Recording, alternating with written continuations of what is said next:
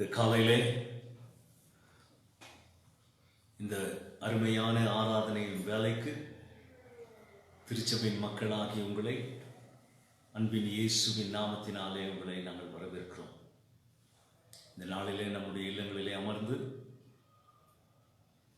ஆவியிலே இணைந்து கர்த்தரை நாம் தொழுது கொள்வோமாக.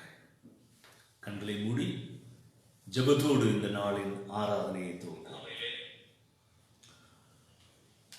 நீர் ஒருவரே நித்தியானந்தம் உள்ள ஏக சக்கராதிபதியும் ராஜாதி ராஜாவும் கர்த்தாதி கர்த்தாவும் ஒருவராய் சாவாமை உள்ளவரும் சேரக்கூடாத ஒளியில் வாசமாயிருக்கிறவரும் மனுஷரில் ஒருவரும் கண்டிராதவரும் காணக்கூடாதவருமாயிருக்கிறவர், உமக்கே கனமும் நித்திய வல்லமையும் உண்டாயிருப்பதாக.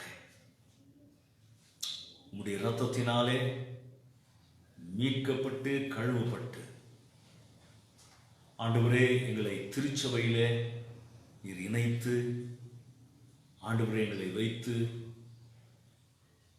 இகபர நன்மைகளினால் முடிசூட்டி உம்முடைய பிள்ளைகளாய் வாழக்கூடிய இந்த உலகத்தில் எங்களை நீர் தெரிந்து கொண்டமைக்காக உமக்கு ஸ்தோத்திரம்.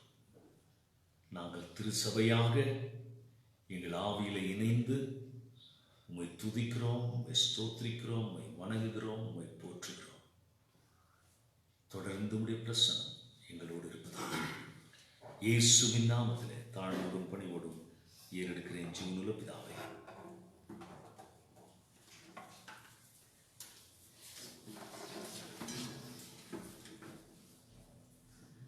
Good morning and praise the Lord. The people who are seated online, and I'm sure that you are ready to worship the Lord this morning along with me. And before we could get into singing for the Lord, and I would like to ask you a question. What is the reason you've been sitting online this morning? Anything to receive on Sunday from the Lord, or to give unto Him? For what you've been seated this morning? Sunday is the only day we give Him glory and honor and what He has done in our lives. And we praise Him and we thank Him. We worship Him for what He is and who He is to us. And I would like everyone to join along with me to come into His presence.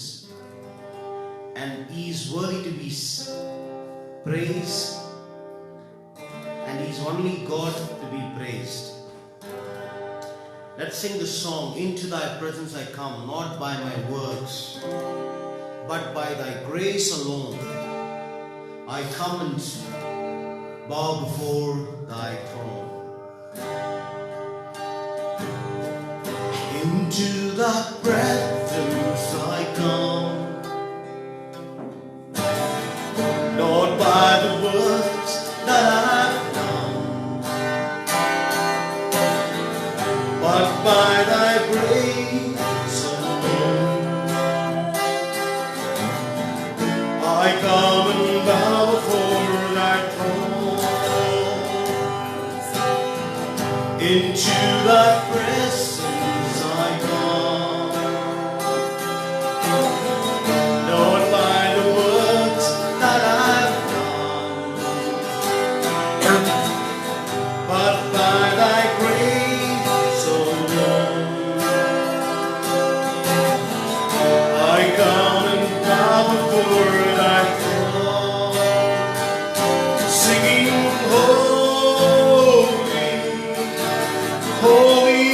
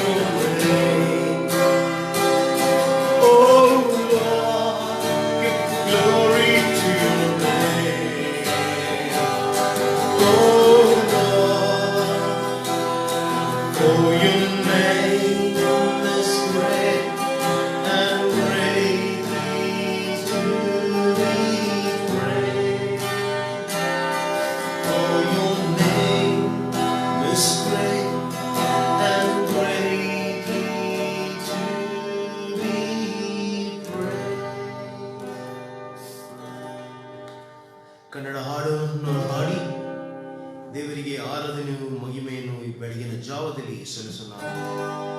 ಆರಾಧಿಸುವೆ, ನಾನು ಆರಾಧಿಸುವೆ, ಅಪ್ಪ ನನ್ನೇಸುವ ಆರಾಧಿಸುವೆ ಎಂಬ ಹಾಡು ಮಾಡಿ ದೇವರಿಗೆ ಆರಾಧನೆಯು ಮಹಿಮೆಯನ್ನು ಘನವನ್ನು ಸಲ್ಲಿಸೋಣ. ಆರಾಧಿಸುವೆ, ನಾನು ಆರಾಧಿಸುವೆ, ಅಪ್ಪ ನನ್ನೇಸುವ ಆರಾಧಿಸುವೆ, ಆರಾಧಿಸುವೆ, ಆರಾಧಿಸುವೆ, ಅಪ್ಪ ನನ್ನೇಸುವ ಆರಾಧಿಸುವೆ, ಶಕ್ತನನ್ನು ನಾನು ಆರಾಧಿಸುವೆ, ಉತ್ತಮನನ್ನು ನಾನು ಆರಾಧಿಸುವೆ, ಶಕ್ತನನ್ನು ನಾನು ಆರಾಧಿಸುವೆ, ಉತ್ತಮನನ್ನು ನಾನು ಆರಾಧಿಸುವೆ, ಆರಾಧಿಸುವೆ, ಆರಾಧಿಸುವೆ, ಅಪ್ಪ ಯೇಸುವ ಆರಾಧಿಸುವೆ, ಆರಾಧಿಸುವೆ, ಆರಾಧಿಸುವೆ, ಅಪ್ಪ ಯೇಸುವ ಆರಾಧಿಸುವೆ, ಕಾಣುವಂತವನನ್ನು ಆರಾಧಿಸುವೆ, ಕಾಯುವಂತವನನ್ನು ಆರಾಧಿಸುವೆ, ಕಾಣುವಂತವನನ್ನು ಆರಾಧಿಸುವೆ, ಕಾಯುವಂತವನನ್ನು ಆರಾಧಿಸುವೆ, ಆರಾಧಿಸುವೆ, ಆರಾಧಿಸುವೆ, ಅಪ್ಪ ಯೇಸುವ ಆರಾಧಿಸುವೆ, ಆರಾಧಿಸುವೆ, ಆರಾಧಿಸುವೆ, ಅಪ್ಪ ಯೇಸುವ ಆರಾಧಿಸುವೆ, ಪರಿಶುದ್ಧ ಹೃದಯದಿ ಆರಾಧಿಸುವೆ, ಪೂರ್ಣ ವಿನಯದಿಂದ ಆರಾಧಿಸುವೆ, ಪರಿಶುದ್ಧ ಹೃದಯದಿ ಆರಾಧಿಸುವೆ, ಪೂರ್ಣ ವಿನಯದಿಂದ ಆರಾಧಿಸುವೆ, ಆರಾಧಿಸುವೆ, ಆರಾಧಿಸುವೆ, ಅಪ್ಪ ಯೇಸುವ ಆರಾಧಿಸುವೆ, ಆರಾಧಿಸುವೆ, ಆರಾಧಿಸುವೆ, ಅಪ್ಪ ಯೇಸುವ ஆராதிசுவே. தமிழ் பாடலை பாடி கர்த்தரை ஆராதிப்போம். உம்மோடு இருப்பதுதான் உள்ளத்தின் வாஞ்சையா என்ற பாடலை பாடி சித்தம் செய்வதுதான் என் இதயத்தின் ஏக்கம் ஐயா. இந்த பாடலை பாடி கர்த்தரை தொழுது கொள்வோம். உம்மோடு இருப்பதுதான் உள்ளத்தின் வாஞ்சையா, சித்தம் செய்வதுதான் என் இதயத்தின் ஏக்கமையா. உம்மோடு இருப்பதுதான் உள்ளத்தின் வாஞ்சையா, சித்தம் செய்வதுதான் என் இதயத்தின் ஏக்கமையா. இயேசையா உம்மைதானே என் முன்னே நிறுத்தியுள்ளேன். இயேசையா உம்மைதானே என் முன்னே நிறுத்தியுள்ளேன். எனக்காக யாவையும் செய்பவரே, செய்து முடிப்பவரே. எனக்காக யாவையும் செய்பவரே, செய்து முடிப்பவரே. என் பாரங்கள், என் சுமைகள், என் பாரங்கள், என் சுமைகள் உம் பாதத்தில் இறக்கி வைத்தேன். உம் பாதத்தில் இறக்கி வைத்தேன்.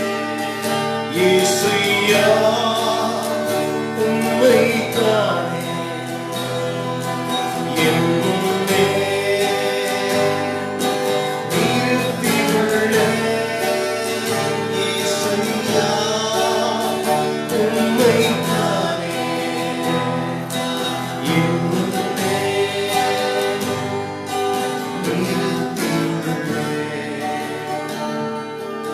இரக்கமும் ஒழுக்கமும் நீதிய சாந்தமும் கிருபையும் உள்ளவரே. இரக்கமும் ஒழுக்கமும் நீதிய சாந்தமும் கிருபையும் உள்ளவரே. என் ஜீவனை அழிவின்று, என் ஜீவனை அழிவின்று மீண்டவரே, என் மீட்பரே. மீண்டவரே, என் மீட்பரே. உம்மோடு இருப்பதுதான் உள்ளத்தின் வாஞ்சையா, உம் சித்தம் செய்வதுதான் என் இதயத்தின் ஏக்கமையா.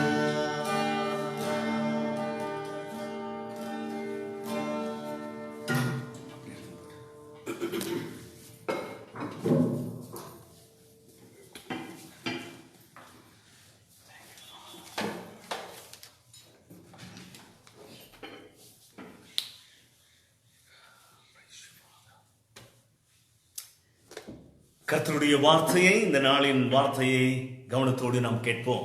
We shall listen to God's word with utter அதற்கு முன்பாக attention. பாஸ்டர் தாமஸ் ஜெபிக்கும்படியாக கேட்டுக்கொள்கிறேன். Before that, I would like to request Pastor Thomas to pray.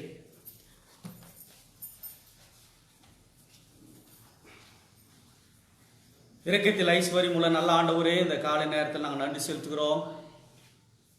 ஆண்டவரே, நீர் எங்களுக்கு துணையாய் நின்று அனுதினமும் ஆண்டவரே எங்களுடைய பலவீனத்தில் நீர் எங்களுக்கு பலத்தை கொடுத்து எங்களை பாதுகாத்து எங்களை வழிநடத்தி எங்களை காத்து நீர் வருகிறபடினால நாங்கள் நன்றி செலுத்துகிறோம். ஆண்டவரே, நாங்கள் சோர்ந்து போகிற வேளையில நீர் எங்களுக்கு பலத்தை கொடுக்கிறீர், எங்களை ஆறுதல் படுத்துகிறீர். எங்களுக்கு முன்னாடி இருக்கக்கூடிய எல்லா சவாலையும் நாங்கள் ஜெயிக்க இந்த தேவன் ஆண்டவரே நீர் எங்களுக்கு உதவி செய்கிறபடினால நாங்கள் நன்றி செலுத்துகிறோம். தொடர்ந்து ஆண்டவரே உடைய வார்த்தையை கொண்டு இந்த நாளில் எங்களை பலப்படுத்தி உடைய சித்தத்தை நாங்கள் புரிந்து கொண்டு செய்ய எங்களுக்கு இந்த நாளில் உடைய வார்த்தையை கொண்டு நீர் பேச போகிறீரே, அதற்காக கூட நாங்கள் நன்றி செலுத்துகிறோம். எங்களை தாழ்த்துகிறோம் ஆண்டவரே, எங்களை ஒப்பு கொடுக்கிறோம். எல்லா துதிகனமையும் எல்லாம் ஒருவருக்கே செலுத்தி ரட்சகர் மீட்பருமாக இயேசு கிறிஸ்துவின் நாமத்தினால் ஜபத்தை ஏறெடுக்கிறேன் எங்கள் ஜீவனுள்ள நல்ல ஆண்டவரே, ஆமென். தொடர்ந்து நாம் ஆண்டவர் சொல்லிக் கொடுத்த ஜபத்தை என்னோடு கூட நீங்கள் சேர்ந்து சொல்லும்படியாய் நான் கேட்டுக்கொள்கிறேன். பரமண்டலங்களுக்கு எங்கள் பிதாவே, உடைய நாமம் பரிசுத்தப்படுவதாக, உடைய ராஜ்யம் வருவதாக, உடைய சித்தம் பரமண்டலத்திலே செய்யப்படுகிறது போல பூமியிலேயும் செய்யப்படுவதாக. எங்களுக்கு வேண்டிய ஆகாரத்தை இன்று எங்களுக்கு தாரும். எங்கள் கடனாளிகளுக்கு நாங்கள் மன்னிக்கிறது போல எங்கள் கடன்களை எங்களுக்கு மன்னியும். எங்களை சோதனைக்கு உட்பட பண்ணாமல் தீமின்று ரட்சித்துக் கொள்ளும். ராஜ்யமும் வல்லமையும் மகிமையும் என்றென்றைக்கும் உம்முடையவர்களே, ஆமென்.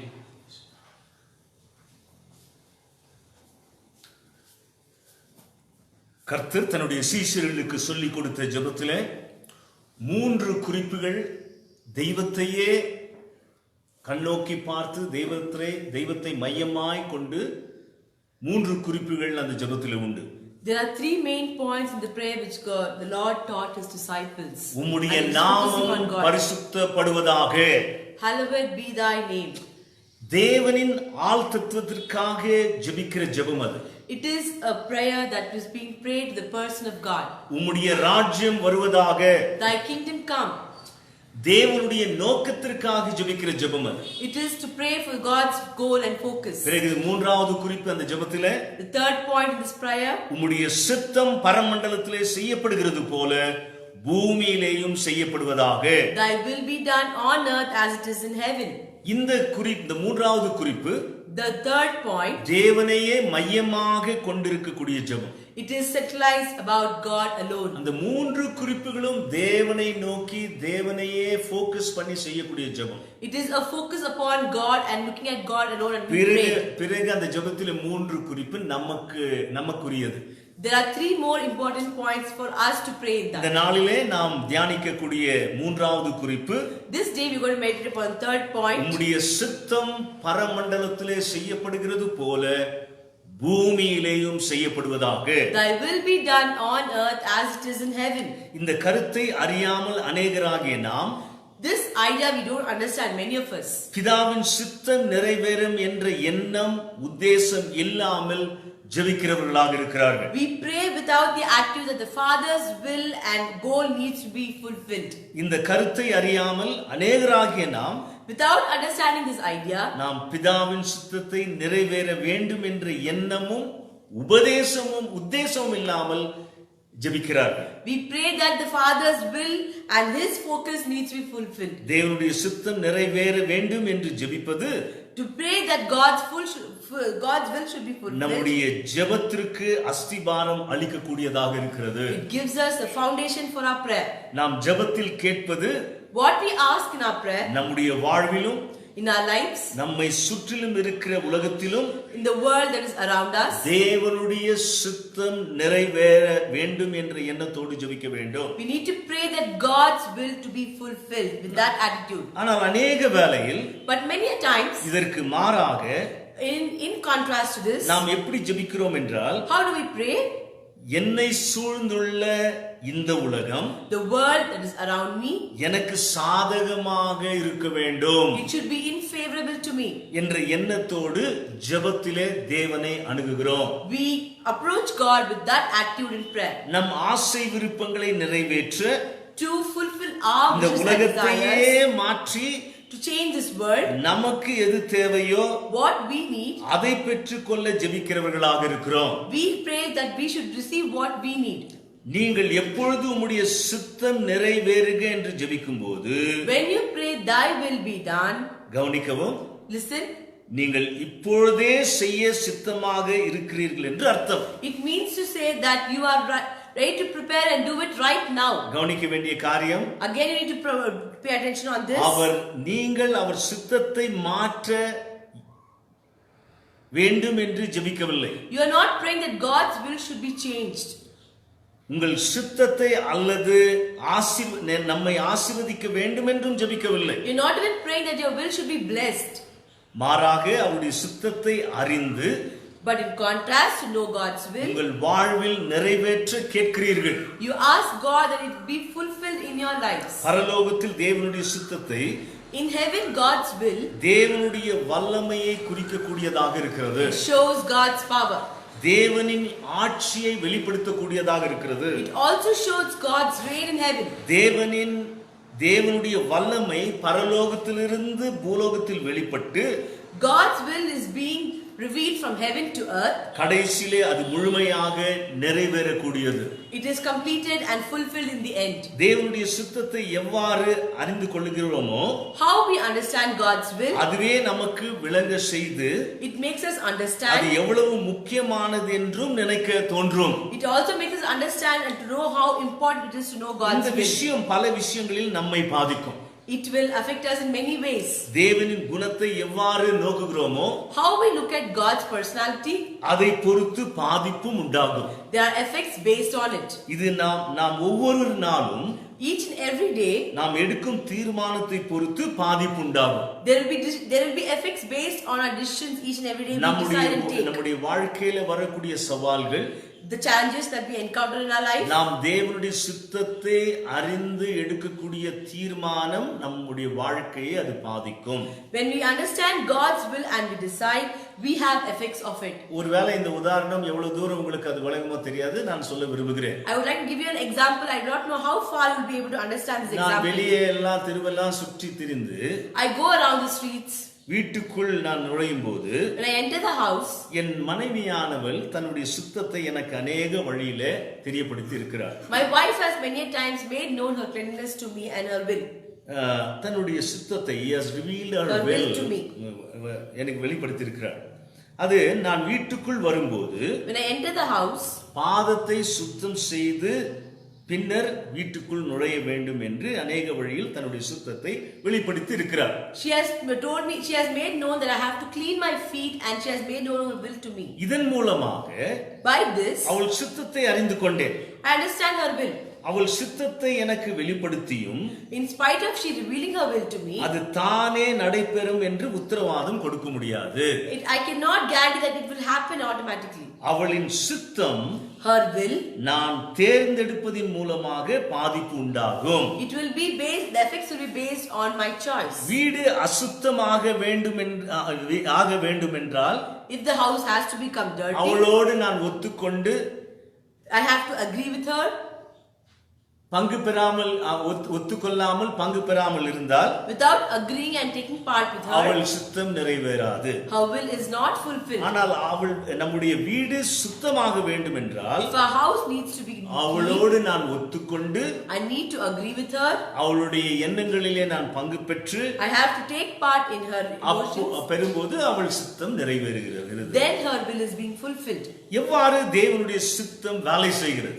How does God's will work? இந்த உதாரணத்தை போலதான் இருக்கும். It will be just like this example. அவர் சித்தத்தை அறிவித்து His will is being proclaimed. தெரிவித்து நமக்கு தெரிவித்திருக்கிறார். He has proclaimed and declared and He has revealed it to us. அதை எவ்வாறாகலாம் தெரிவித்திருக்கிறார்? How and all has He revealed it to us? பிரதானமாக வேத வசனத்தின் மூலமாக அவருடைய சித்தத்தை நமக்கு தெரியப்படுத்தி இருக்கிறார். Primarily through His scriptures, He has made us known His will. தேவனுடைய சரித்திரத்தின் வாயிலாக தேவன் மனிதர்களோடு இடைப்படும் போது, Through history, when God has interacted with man, பலவித கட்டத்திலே பலவித சூழ்நிலையிலே தேவனுடைய மனதையும் தேவனுடைய நோக்கத்தையும் திட்டத்தையும் வேத வசனத்தை வாசிக்கும் போது அவர் மனதை புரிந்து கொள்கிறோம், அவர் சித்தத்தை அறிந்து கொள்கிறோம். In various situations and circumstances, when we read the scriptures, we understand God's will and His purpose and thoughts. அதனால பிரதானமாக முக்கியமாக தேவனுடைய சித்தத்தை, வேத வசனத்தை ஒரு மனிதன் முழுமையா இந்த முழு ஆலோசனையை வாசிக்கும் போது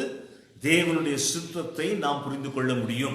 Primarily, when we read God's scriptures, we can understand God's will and His purpose and His thoughts. மனிதன் ஒவ்வொரு வித்தியாசமான சவால்களை இந்த பூலோகத்தில் சந்திக்க நேரிடுகிறது. Man at times encounter a lot of challenges on this earth. அந்த அதே போல வேதத்திலே பார்க்கும்போது தேவ மனிதர்களும் மற்ற மக்களும் எவ்வாறாக அவர்கள் நடந்து கொண்டார்கள் என்றும் தெரிகிறது. The same way we can see in the scriptures how men of God and people have interacted with அவர்கள் God's நடந்து purpose. போன சூழ்நிலையிலே தேவனுடைய மனதும் தேவனுடைய எண்ணத்தை நாம் புரிந்து கொள்ள முடிகிறது. When they had walked with God, we can understand God's will and God's purpose and அதனாலே mind. அவருடைய சித்தத்தை தேவ வசனத்தின் மூலமாக நாம் தெரிந்து கொள்கிறோம். So we can understand God's will through the scriptures. மக்கள் மூலமாகவும் ஆண்டவர் நமக்கு வெளிப்படுத்துகிறார். Even through His people, God reveals His purpose சில His will to சமயத்திலே us. நேரடியாக வெளிப்படுத்துகிறார். Sometimes directly He reveals His will சில to us. சமயத்திலே மறைமுகமாக வெளிப்படுத்துகிறார். Sometimes He also reveals His will சூழ்நிலைகள் directly. மூலமாக வெளிப்படுத்துகிறார். Through situations He reveals it to பல us. வித்தியாசமான வழிகளில் தன் சித்தத்தை தன் பிள்ளைகளுக்கு வெளிப்படுத்துகிறார். In various circumstances and ways, He reveals His will to His people. அதுவும் யாரிடத்திலே அவருடைய சித்தத்தை ஆண்டவர் வெளிப்படுத்துவார் என்றால், To whom does God reveal His will? அவருடைய சித்தத்தை செய்ய விருப்பமுடையவர்களுக்கும் ஆசை இருக்கிறவர்களுக்கு மட்டுமே அவருடைய சித்தத்தை வெளிப்படுத்துவார். To those who have the wish and desire to do His will, to them alone He will reveal His will. அவர் சித்தத்தை வெளிப்படுத்தியும் நீ செய்ய உனக்கு மனதில்லை, He revealing His will to you and not having the heart to fulfill it. அவர் எதுக்காக அவருடைய சித்தத்தை உனக்கு வெளிப்படுத்த வேண்டும்? Why does He have to reveal His will to you? அதனால நீ எப்பொழுது அவருடைய சித்தத்தை செய்ய ஆயத்தமாக இருக்கிறாயோ, When you are prepared to do God's will, அப்பொழுது அவருடைய சித்தத்தை தன்னுடைய பிள்ளைகளுக்கு வெளிப்படுத்துகிறார். then He reveals His will to His children. அர்த்தம் ஆகுதுங்களா? Do you understand? அதனால சில சமயங்களிலே தேவனுடைய சித்தம் Sometimes God's will, சில விஷயங்களில் அவர் மட்டுமே உட்படுத்தி செய்கிறார். sometimes in some circumstances He alone does it. பரலோக ராஜ்யத்திலே அவருடைய சித்தத்தையும் இந்த பூலோகத்திலும் அவர் மட்டுமே அதை செய்து முடிக்கிறார். In heaven and on earth His will is alone fulfilled. எந்த சீஷர்களுமே எந்த மனுஷரையும் சம்பந்தப்படுத்தி செயல்படுத்த மாட்டார். He doesn't involve any man or any disciple and அது fulfill His அவரே will. செய்யக்கூடிய காரியங்கள் சிலது. There are some things that only He alone will do and இது can do. அவர் சித்தம் மட்டும் நடைபெறும். There only His will happen. தேவன் நம்பகமானவர், God is trustworthy. தேவன் உண்மை உள்ளவர். God is faithful. எதையும் தான் தீர்மானித்து செய்ய வேண்டும் என்று இருப்பதை செய்யக்கூடியவர். He is the one who will fulfill what He decides to do.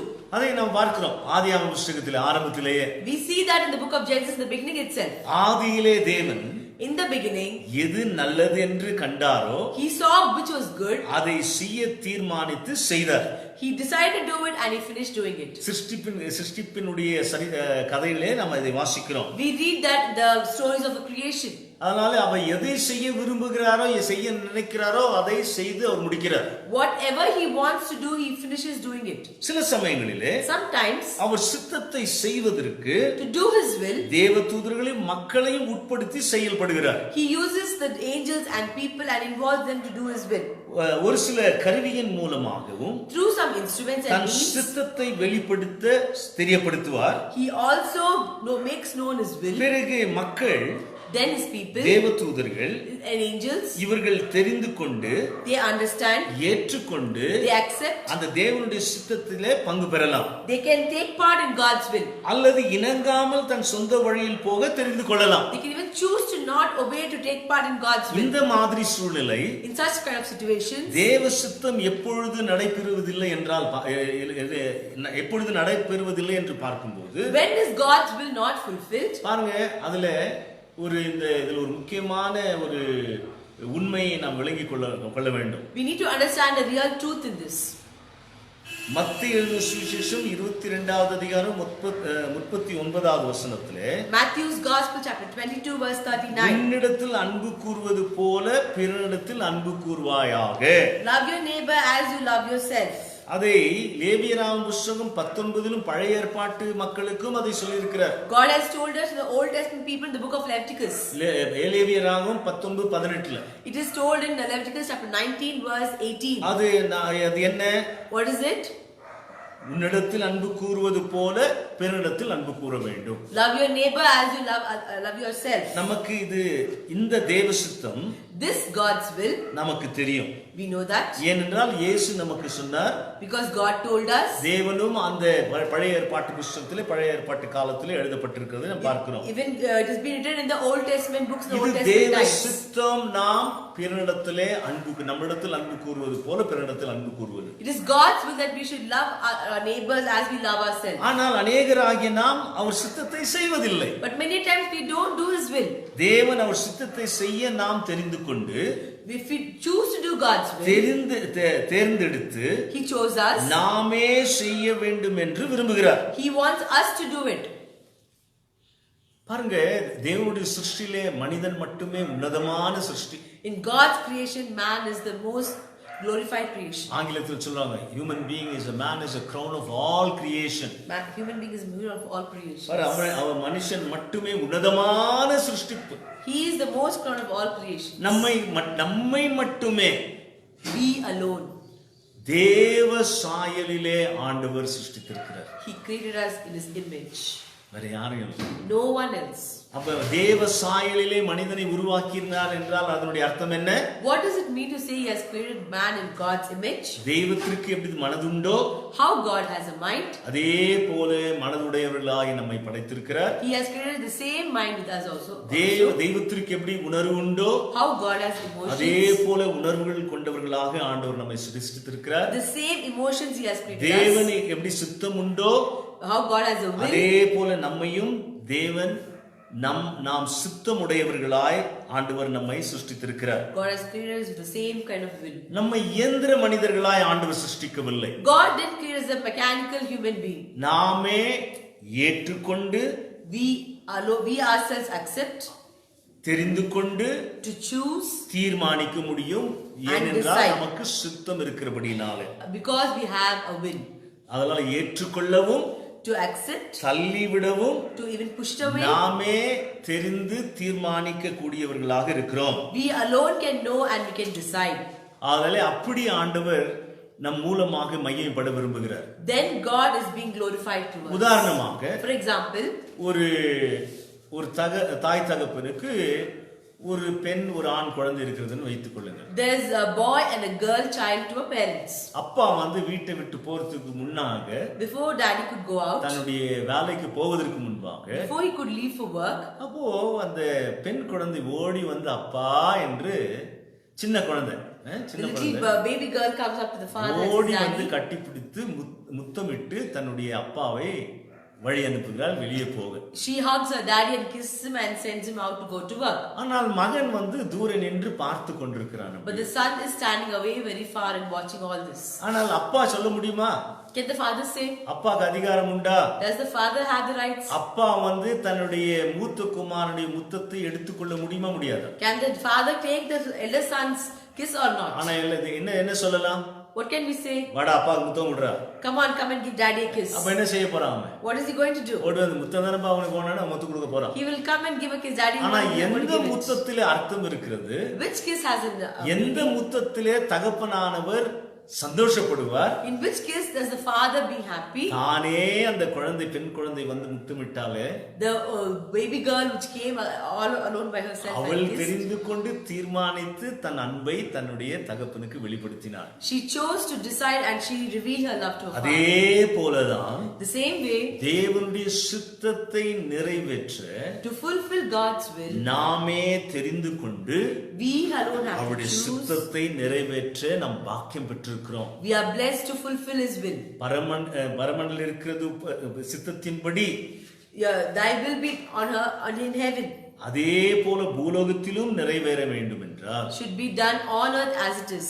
நாம் அந்த தேவ சித்தத்திற்கு ஒப்பு கொடுக்கும் போது, When we give ourselves for that will. அவர் சித்தம் His will, உன் மூலமாக என் மூலமாக இந்த பூலோகத்திலே நிறைவேறும். it is being fulfilled through you and me on this அதான் earth. இந்த மூன்றாவது குறிப்பின் அர்த்தம். That is what is the meaning of the அப்போ third ஒவ்வொரு point. நாளும் பாருங்க, அதுக்காகத்தான் அந்த குறிப்பை ஆண்டவர் சொல்லியிருக்கார். That is why God has told this point each and every இந்த day. மூன்றாவது குறிப்பு தெய்வத்தை குறித்ததான குறிப்பு. The third point is about God. அதனால தெய்வத்தை கண்ணோட்டம் கொண்டு அவரை பார்த்து ஜெபிக்கக்கூடிய ஜெபம் இது. It is a prayer that we look unto God and focus on God ஆண்டவர் and pray. கற்றுக் கொடுத்த இந்த ஜெபத்திலே அவ்வளவு ஆழமான அர்த்தங்கள் உண்டு. The prayer which God taught us has a depth and பாருங்க, meaning. தெய்வத்தையே சார்ந்த குறிப்பது. It is completely relying on உம்முடைய God. நாமம் பரிசுத்தப்படுவதாக. Hallowed be thy name. அந்த பிரசங்கத்தை கேட்டோம். We listen to that உம்முடைய meditation. ராஜ்யம் வருவதாக. Thy kingdom come.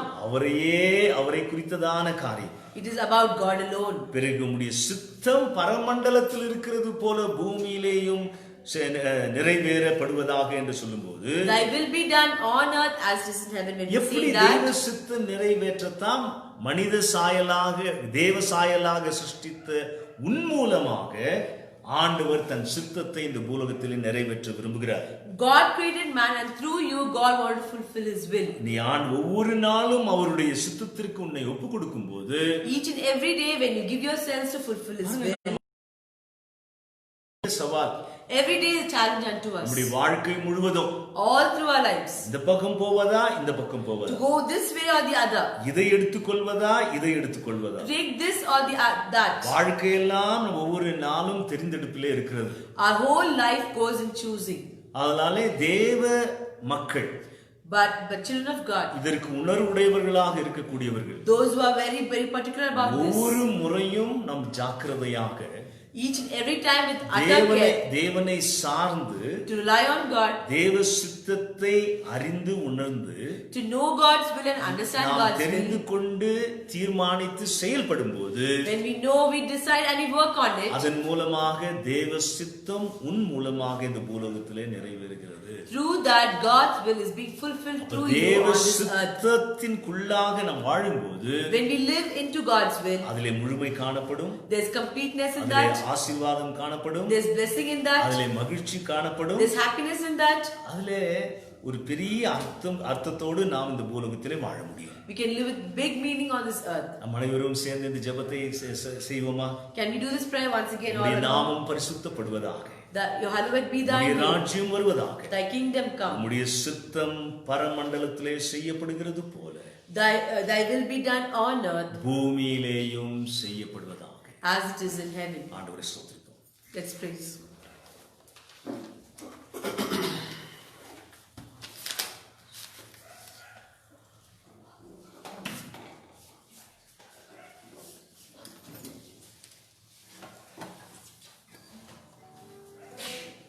Mike.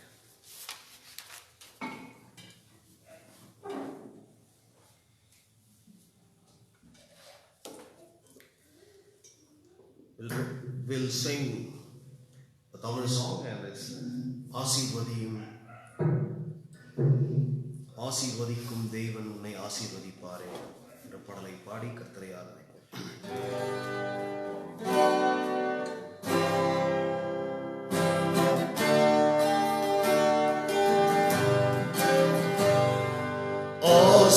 ஆசீர்வதிக்கும் தேவன் உன்னை ஆசீர்வதிப்பாரே, ஆசீர்வதிக்கும் தேவன் உன்னை ஆசீர்வதிப்பாரே. துதி சோற்றம் இயேசுநாதா, துதி உமக்கே என்றுமே. துதி சோற்றம்